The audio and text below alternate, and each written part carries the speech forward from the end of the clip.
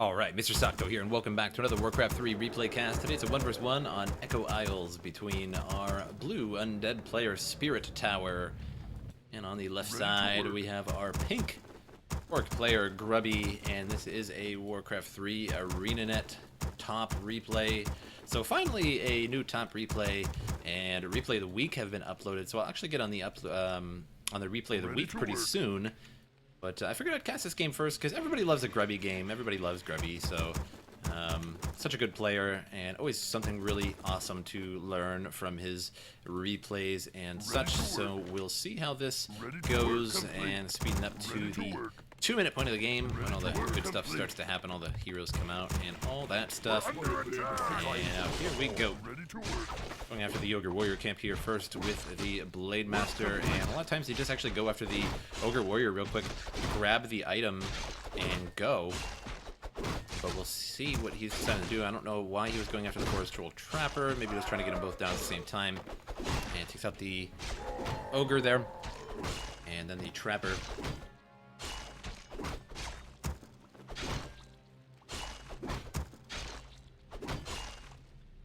A couple more hits here, and takes that out. Nearly level 2 on that Blade Master. Death Knight for the undead there. Grabbing that wand and pulling the Troll Trappers on over to the Blight. And doing some creeping of his own. Grab some healing salves, now healing up at that Blade Master. And getting that stronghold. 2 grunts on the field with 1 Blade Master. Not that you could have multiple Blade Masters, I suppose. But that would certainly be op. And now gonna go after a Crypt Fiend here. And trying to body block a little bit with that grunt, and doing a fairly good job so far, but he's just gonna take off the other way. And Death Coil heals up that Fiend for now. Death Knight is not particularly pleased with this Blade Master for going after his Crypt Fiend. He's trying to stop him, but not doing too good of a job. 6 claws, plus 6 claws of attack on that Death Knight there, and just a Circlet of Nobility for the Blade Master. And this is a very relentless chase of this Crypt Fiend here, and these grunts doing a pretty good job body blocking, but Crypt Fiend is furious to stay alive. And now running right into the new Rubian Tower. Not too good there for the Blade Master, so he's going to bail out. And Dust of Appearance on him, so he's taking all the damage as he goes. But at least the Windwalk makes him have no hit detection whatsoever, so he'll just be able to walk through all of those units. Heals up a grunt and himself on the way out of there. And now back at base, another grunt coming on out. Stronghild still going strong here. And I'm going to pull some creeps into the base of the undead. Got a proxy creep here. Meanwhile, the Deathlight going towards the Goblin Merchant. And I'm going to pick up some Boots of Speed. And resold them after picking them up. Interesting.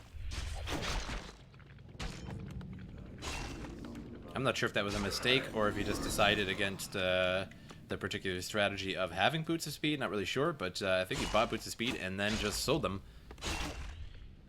Perhaps I was mistaken on that. Upgrade complete. And now 4 grunts out on the field here for the Orc. And Death Knight just now gets level 2 via proxy kill there. And Death Knight is desperately trying to get out of there, but the grunts body blocking wherever he seems to go. And I'm going to go around all the other side here. Did get that aura now, so moves a little bit faster. And we'll be able to prevent himself from getting surrounded a little bit easier here. And Death Knight having a truly hard time getting around all of these grunts here. Grubby making it look easy. And not quite getting that surround, but at least holding off his opponent for quite a while here. But at the same time, Grubby's not really getting any experience from creeping or anything like that. But we'll see how this works out. And now Lich coming for the second hero, or the undead. Second hero, Shadowhunter, as usual for Grubby. Although sometimes he does go Torrent Chieftain. And both players having a quick little laugh at the seemingly fruitless chase that was going on there. Ogre Magi gonna fall here at the marketplace. Looks like he bought 2 Claws of Attack at the marketplace, so now he plus 14 damage on the Blademaster. Picked up a Potion of Greater Mana as well. So I think two Claws of Attack were actually in the marketplace here. Very nice. Very, very nice find indeed. And I'm going to finish off these creeps here with the Blademaster. He's just going to leave those and bail for now. A little low on health. Doesn't want to get caught out and get hit by a Death Coil or anything. And meanwhile, at the bottom of the map now, the Shadow Hunter going to help clear the Ogre Magi camp. Meanwhile, the Blademaster coming down to the Goblin Merchant here, possibly going to buy some Boots of Speed. And going to be a Potion of Invulnerability instead.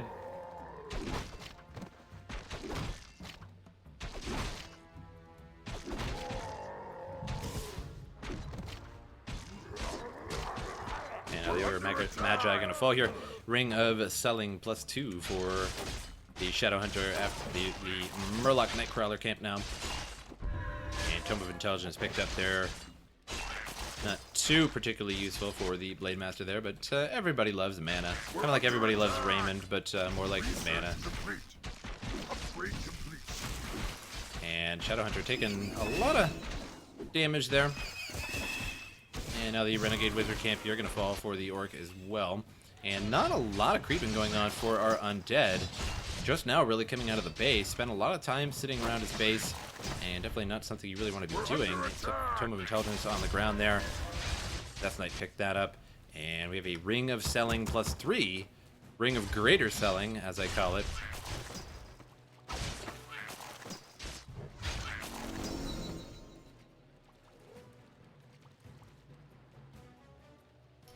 And Gloves of Haste on the Lich there, and gave him the Claws of Attack +6 as well. The regeneration on the Death Knight. Work complete. And Shadow Hunter keeping the Rings of Selling. And looks like he passed one off to the Blademaster to sell that. And he sold the Ring of Selling +2.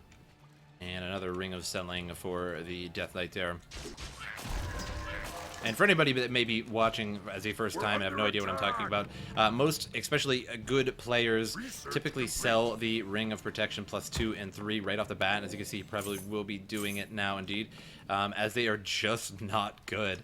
Armor in this game is, of course, good, but not quite like StarCraft, where like +3 would be a huge, huge bonus. This game is based entirely off percentage value, so getting +3 is not even necessarily 3%, or even if it is, it's just not a lot. And you can use the money much better for better things, such as Scrolls of Healing and Potions of Lesser Invulnerability, which are some of the best items in the game and are always in the inventory of higher-ended players.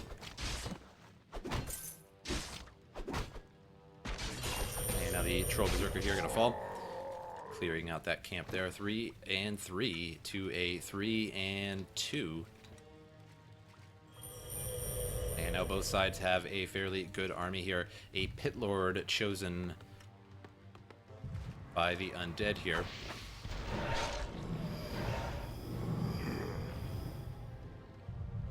World speed popped to get away just a little bit there. And Grubby looking for a better time to engage, but losing troops on the way here while he's trying to set up a better position. And now the Undead going to go after the expansion. However, he did get fortified burrows here. And so now fortified armor going to take a little bit of action to take this out, but it's going to try and repair it. Doesn't have time to sit in there and attack with it. Not going to keep this burrow. It's going to be close. And the Undead decides to abandon the burrow. And now Blademaster going after the Obsidian statue here. Howl of Terror from the Pit Lord hits the majority, if not all, of the Orc units there. So it's a really good Howl of Terror. Gonna lower a lot of damage here for quite a while. And another Crypt Fiend falls there. The Obsidian statue. Destroyer dead now. And another Howl of Terror goes off on the Raiders, -7 damage for them. Also quite a bit of loss of damage for the Blademaster as well. As 3 claws of attack, +6. And the Circle of Nobility at +25 damage now, with the Orb of Lightning. So this is a huge Blademaster, +25 damage, nearly 50% additional damage.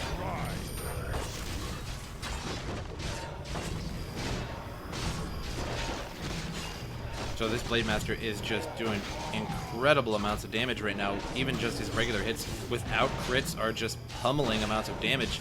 And now the Blademaster here, very, very low. It's going to have to bail out of there. Has a Dust of Appearance on. Another Dust of Appearance goes down. Death Coil hits the Blademaster, unable to make it out. And now the Scroll of Speed is going to send this army on out of here. But now the expansion will fall to the Undead. Or at least it's going to come back and going to at least try to keep it going for a little while here.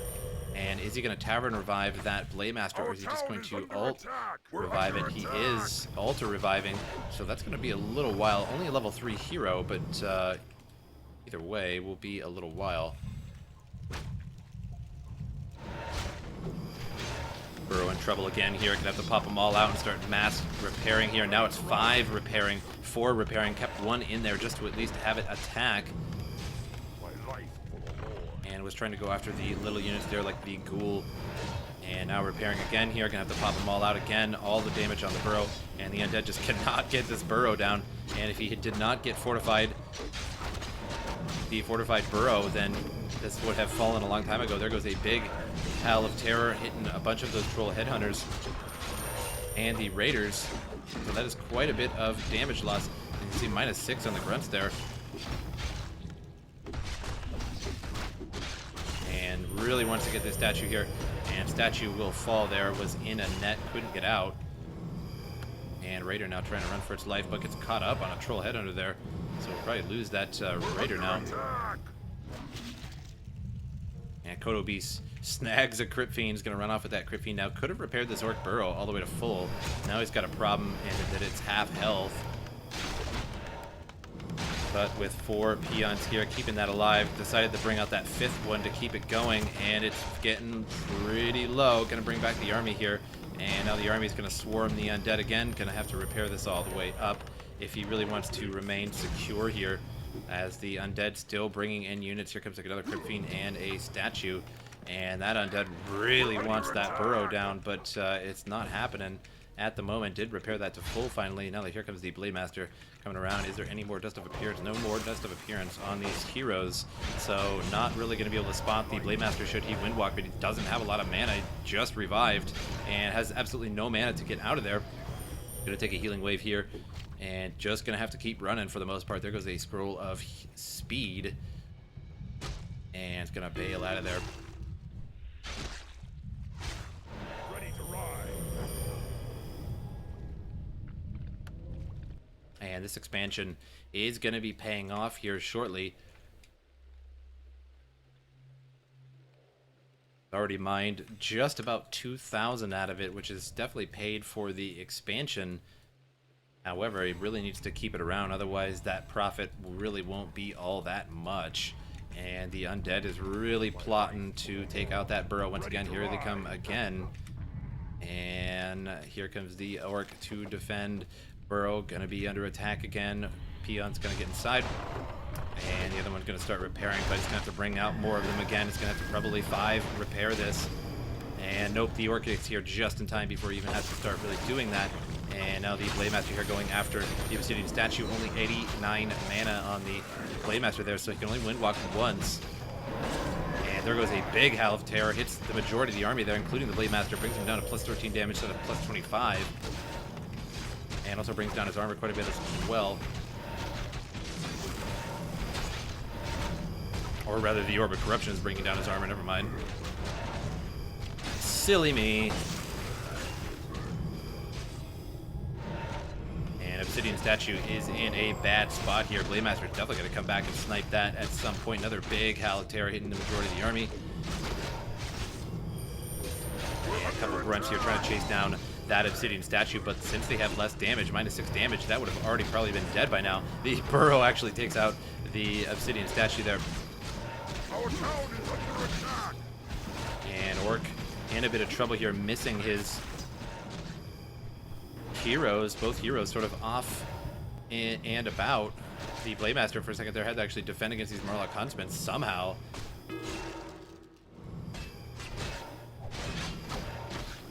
Blademaster now going to go after the Death Knight here, going to chip away at some health. Could use a crit or two, but no crit, no lucky crit. And Blademaster now in big trouble here. He's going to have to sell the ring and pick up a scroll and get out of there. And doesn't quite do it in time. And I think he actually picked up a Potion of Invulnerability. Not sure exactly what he picked up there. Maybe Potion of Invisibility. And it was a little too quick for me to see there. And Blademaster now out again, but probably not a good idea, as it doesn't have any kind of mana to actually get out of there. But looks like the Undead doesn't really give chase to that. And didn't really quite have enough for a Frost Nova to slow him down for too long. We're under attack! Ready to ride! And Blademaster now back at base here, going to grab a Clarity Potion and a Healing Potion. And there goes the Clarity, and there goes the Salves now. Now coming back into battle.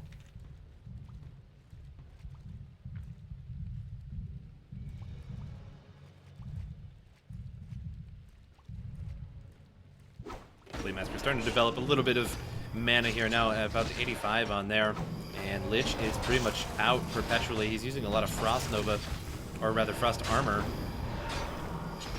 And now the Undead here sort of collapsing. Doesn't have too much. Keeps building these Obsidian statues, but the Obsidian statues are getting taken out over and over and over again. And now really just a few spiders left. Couple ghouls out on the field here. Kodo Beast eats a spider. Now going to chase down that Kodo Beast to try and get that spider back out on the battlefield here. And will take that out. And the Kodo Beast just going to eat the spider again and run off with it. Blademaster takes out another Obsidian statue. Has to be at least the 6th Obsidian statue that you've seen die in this fight so far.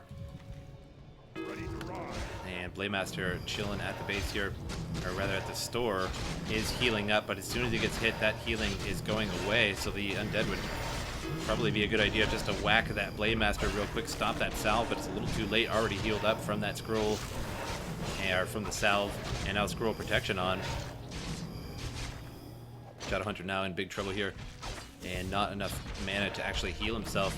He's pretty much just out of the fight for a little while here. Has a healing salve on. It's going to be a little bit till he is totally fighting strength again. And now the Blademaster might need to bail as well. Would be a good idea to start off and maybe grab a town portal here. But no, it's just going to use a healing scroll instead and stay in the battle. But not really working too well for him at the moment. And there goes a healing wave. Keeps him in the battle for a little while. But the Blademaster not in a good spot. Blademaster so low. And gets killed by these spiders. But the Pit Lord had gone down before that, so he'd really gotten the experience for that. And now just the Shadowhunter left here, level 5 though, and looks like another Obsidian statue is going to fall here. So this has to be close to 10 Obsidian statues that have been killed over and over here without even being turned into destroyers. I think I've seen 1, maybe 2 destroyers the whole game. And this Blademaster not doing too hot here. Really needs to get an abundance of mana and health on this Blademaster. And could run back to his expansion right now. Does have a Voodoo Lounge at his expansion. But here's the Death Knight now. And very, very low. There goes the Hex. And Blademaster will fall to the Lich. But doesn't look like the Lich is going to make it out of here. Looks like it's going to be one dead Lich. And SpiritTower GG's out. So a very close game indeed. Neither player was really winning that until the end there, where he was about to lose his Lich. But I think he could have probably stayed in the game. The only reason why he left there is because he never actually expanded, but Grubby did. So that means that he really wouldn't have had the resources to actually keep up and bring out all 3 of those heroes again, as that would take a lot of time and a lot of gold to do. And the hero tab is a 5, 4, 3, so you have to revive all of that afterwards, which would easily be 1,000+ gold to revive all 3 of those. And as you can see, the gold mine was 4,000 more than his opponent. So that expansion basically gave him 4,000. And what you got to realize with an expansion is once you expand, you actually put yourself at a deficit in terms of how much units you have on the field, because you actually spent 400 for the town hall or what have you, and then you also usually end up putting a tower or 2, and then you have to invest 5 peasants into it, unless you just take your lumber peasants and do it. But usually sometimes if you just build a few peasants to actually, so you got to take all that into consideration. So it takes a while to actually profit from the expansion, but he did have that expansion so long that eventually he just had such a higher income rate. But I hope you guys enjoyed the replay, and I will see you guys next time.